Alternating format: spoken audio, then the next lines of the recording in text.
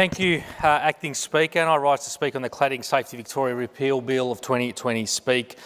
Acting Speaker, of course, as we continue to build more homes, it's essential we continue to lift and strengthen building standards, workmanship quality, materials and products to protect homeowners, renters, tenants, builders, the community and consumers at large. And given our Victorian Labor government's bold vision to build more homes, this will be essential in helping us to build and foster safe, sustainable and resilient communities, particularly through our respective housing strategies of Plan for Victoria through our Activity Centre program, including in Central Coburg, Sydney Road and Brunswick, our housing statement to deliver 800,000 new homes over the coming decade, and our big housing infrastructure build as well. And this bill represents the successful conclusion of the world-first initiative set up by the Victorian Government in response to cladding-related safety issues to fight for Victorian consumers by making their buildings safe from combustible cladding.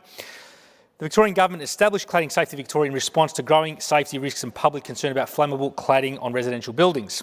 A number of high-profile fires, most notably the Grenfell Tower fire in the UK in 2017, which resulted in the deaths of 72 people in that tower, and the La Crosse building fire in 2014 in Melbourne in the Docklands exposed how dangerous combustible cladding materials can be and flame up very quickly.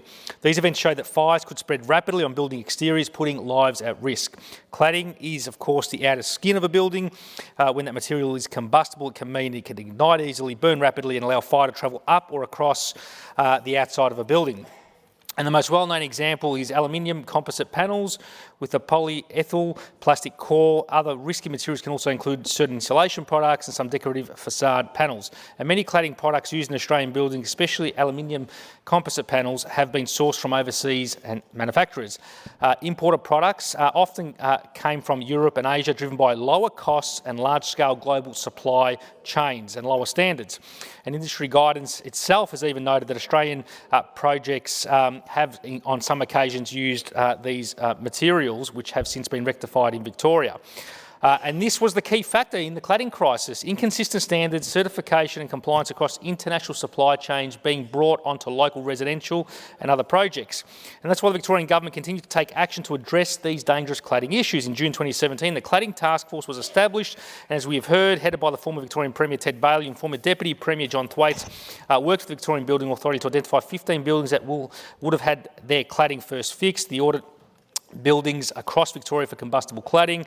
They assessed fire safety risks, provided recommendations to government on how to respond, and the task force ultimately laid the groundwork for major reforms, including the creation of Cladding Safety Victoria and the state's large-scale rectification program.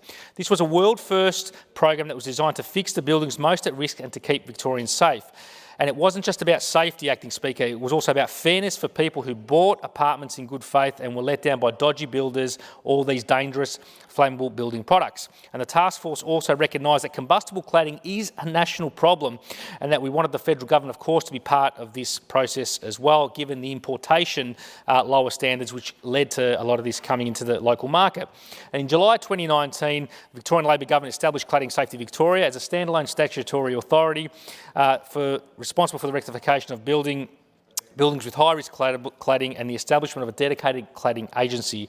It was allocated $600 million for cladding rectification program, and the grants sought to fund that rectification work on hundreds of buildings found to have that high-risk cladding to make sure they're safe and compliant with all building regulations.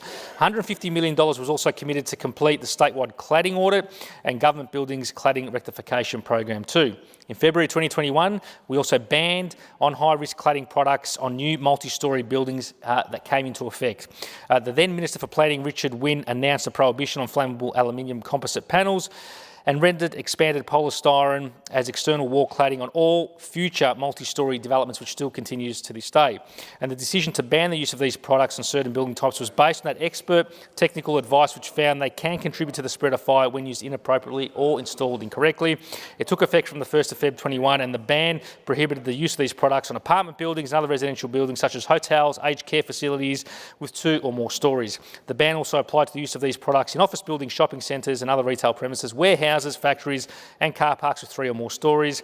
Applying the ban to a new multi-storey development, of course, would limit the potential risks. And the Victorian Building Authority was provided the responsibility to enforce the cladding ban in its role as the building regulator, with penalties of up to $400,000 for significant breaches.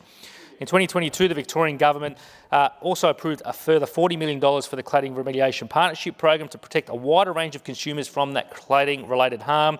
And the program provided all in-scope buildings assessed with a lower cladding risk with the pathway for remediation. And the partnership program also meant that local councils, importantly, were provided with a consistent framework to support owners of these buildings to mitigate cladding risk at the lowest cost and satisfy any enforcement notice issued by a municipal building surveyor. In December 2023, additional funding again of $109 million, including $95 million, was approved to rectify a further tranche of buildings which had been also identified through those processes with an unacceptable cladding risk. And over the last 6 years, Cladding Safety Victoria has made countless Victorians safe from the dangers posed by combustible cladding. In partnership with stakeholders including building owners, corporations, Fire Services Victoria, Cladding Safety Victoria has completed remediation of more than 99% of the highest risk buildings in the cladding rectification program, dramatically reducing their combustible cladding risk, with the remaining buildings to be completed this year. CSV has also worked to remove the cladding risk on 130 government-owned and community buildings, including schools, hospitals and buildings of cultural significance, with 3 more to finish soon. The partnership program has put in place the risk mitigation pathways for 100% of additional lower Class 2 buildings. That's 1,210 buildings. And as of February the 28th of 2026, 442 of the 448 private residential buildings approved for rectification works funding had been completed. The remaining 6 buildings are in construction phase, and 2 further private residential buildings have been addressed without the need for any cladding works. CSV has contributed significantly, not just on the ground here through Victoria, but to also global knowledge on combustible cladding risk, and has led the way in development of evidence-based cladding risk reduction approaches. And now with CSV's work largely acquitted, Acting Speaker, the time for legislative reform, streamlining and embedding its resources and services into the new Building Plumbing Commission has arrived. The main purpose of this bill is to repeal the Cladding Safety Victoria Act of 2020 and abolish Cladding Safety Victoria as the Cladding Safety Victoria Board, to confer upon the Victorian Building Authority, trading as the Building and Plumbing Commission, additional functions to enable the completion of CSV's activities and administrative obligations, to transfer Cladding Safety Victoria's property rights and liabilities to the BPC, to transfer Cladding Safety Victoria staff to the BPC, the Building Plumbing Commission, and to repeal the Cladding Rectification Levy and introduce a new element of the Building Permit Levy to be applied to Class 2 to 8 buildings in non-regional Victoria with costs of building works of $1.5 million or more, up to and including 30th of June 2029, reducing the overall cost of the Building Plumbing Permit Levy. And, Acting Speaker, at a local level, I've continued to work and support residents impacted by dangerous flammable cladding. Whilst no public information is available, of course, on specific builds that have been rectified through the program for obvious financial, privacy, legal, property value and safety reasons, CSV did designate, as we know, 3 main cladding categories in determining which to prioritise rectification work, including those of unacceptable risk, the highest level of danger, elevated risk, which is moderate risk, and of course low risk, which was the lowest level of concern. And what we know locally is that mostly in Marybeck, in my community, including Pascoe, Coburg and Brunswick West, mostly apartment buildings in Class 2 with elevated risk were rectified, including mainly in Coburg, Brunswick and Brunswick West. Typically built in the last 15 to 25 years were the area of focus.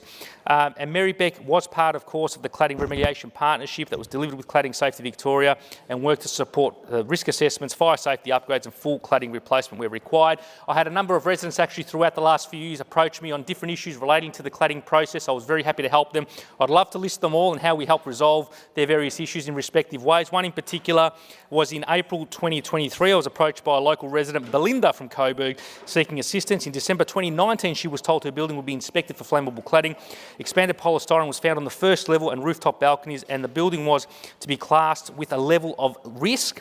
They sought advice from Cladding Victoria to rectify the situation, and in March 23 were informed that they were not eligible for rectification funding. I subsequently made representations to the relevant minister on Belinda's behalf and was informed from a fire safety perspective, each of the apartments in her block has direct street access. The building has brick veneer construction on ground floor and lightweight cladding to the upper storey. Each apartment is separated by fire-related walls. CSV would not have provided funding due to its assessment of the building as having a lower risk and fire spread. And she wrote me a beautiful email basically which said, quote, "We need to install 1 heat detector as a result of their visit in each of the the living rooms. That's all. No expensive or drawn-out building works, just a fix that costs a few $100s.